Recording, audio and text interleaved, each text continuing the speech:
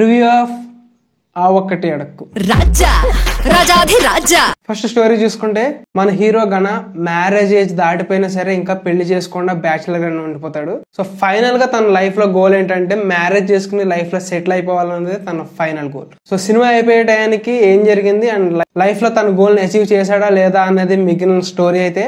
First of all Allari Naresh గారు recent ఈ మూవీకి సంబంధించిన ఇంటర్వ్యూలో అయితే ఒకే స్టేట్మెంట్ ఎప్పుడు పాస్ చేస్తా ఉన్నారు, నా స్ట్రాంగ్ జోన్ అయిన కామెడీని అయితే మిస్ చేయను, ఇక్కడ నుంచి ఎప్పుడు అలాగే ఉంటుంది అండ్ ఈ మూవీ విపరీతంగా మిమ్మల్ని ఎంటర్టైన్ చేస్తుంది, ఫుల్ ఫన్ ఫుల్ ఎంటర్టైన్మెంట్ అని చెప్పారు.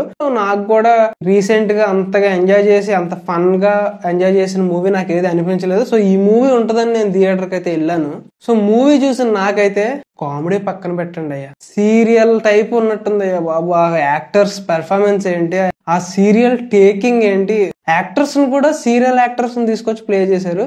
అల్లరి నరేష్ గారు అన్నట్టు కామెడీ ఎక్కడ వర్కౌట్ అవ్వలేదు అండ్ మళ్ళీ ఫైనల్ గా మూవీ ఎండ్ అయ్యే టయానికి క్లైమాక్స్ లో ఒక మెసేజ్ ఇచ్చారు.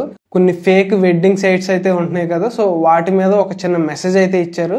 సినిమా స్టార్టింగ్ నుంచే మనకి సినిమా లెట్ డౌన్ అనేది స్టార్ట్ అయిపోతా ఉంటది. ఇంకా ప్రొసీడింగ్స్ లో అయితే డెడ్ స్లీప్ అని చెప్పాలి. అండ్ రన్ టైం కోసం కొన్ని సీన్స్ రాసుకున్నట్టు ఉన్నారు, సినిమా ఎక్స్టెండ్ చేయాలి కాబట్టి. సినిమా ఒక ఫ్లోలో వెళ్తుంటే మధ్య మధ్యలో ఒక పోర్షన్ వెన్నెల కిషోర్ గారి పోర్షన్స్ తీసుకొచ్చి అక్కడ యాడ్ చేశారు సినిమా రన్ టైం పెరగాలి కాబట్టి. అండ్ అలాగే వైవా హర్ష గారి క్యారెక్టర్ సెకండ్ హాఫ్ లో తీసుకొచ్చి అండ్ మళ్ళీ ఎక్స్టెన్షన్, ఎందుకంటే సినిమా రన్ అవ్వాలి కాబట్టి. మళ్ళీ శకలాక్ శంకర్ గారి సీన్. సో ఇవేంటంటే ఏదో మూవీ తీసుకొచ్చి రన్ టైం పెంచాలి కదా అన్న పాయింట్ ఆఫ్ వ్యూలో తీసుకొచ్చారని చెప్పాలి.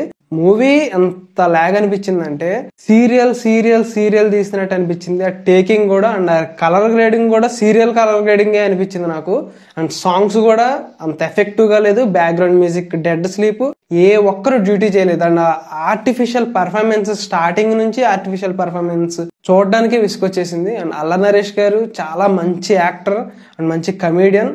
సినిమాల్లో అతన్ని పెట్టుకుని ఆయనతో కాకుండా పక్కనున్న యాక్టర్స్ తో కామెడీ చేయించడం ఏంటో నాకు ఇంకా అర్థం కాలేదు.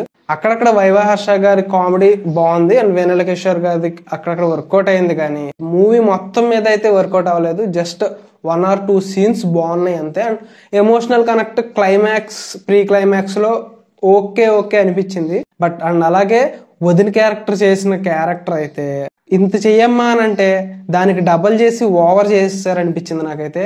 అయితే మూవీ అవేకుంది, ఇంకా చూస్తున్నా వీళ్ళు ఫుల్ టైం ఎంటర్టైన్మెంట్ అన్నారు. ఎక్కడ నువ్వు ఎంత వెయిట్ చేసినా ఎంటర్టైన్మెంట్ లేదే, వాళ్ళే జోకులు వేసేసుకుంటున్నారు. సో మనం ఏంటంటే ఓకే ఇది జోకా అని చెప్పేసి నవ్వాలి.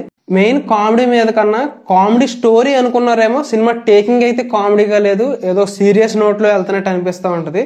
అండ్ ఇది ఏం కొత్త కాదు, ఏదో ఎక్కడో ఫ్రాడ్ జరుగుతూ ఉంటది, ఆ ఫ్రాడ్ ని హీరోయిన్ ఇబ్బందిలో ఉంటది, దాన్ని కొంచెం కాపాడతాడు. ఇది ఇంకో సబ్ ప్లాట్ ఇది.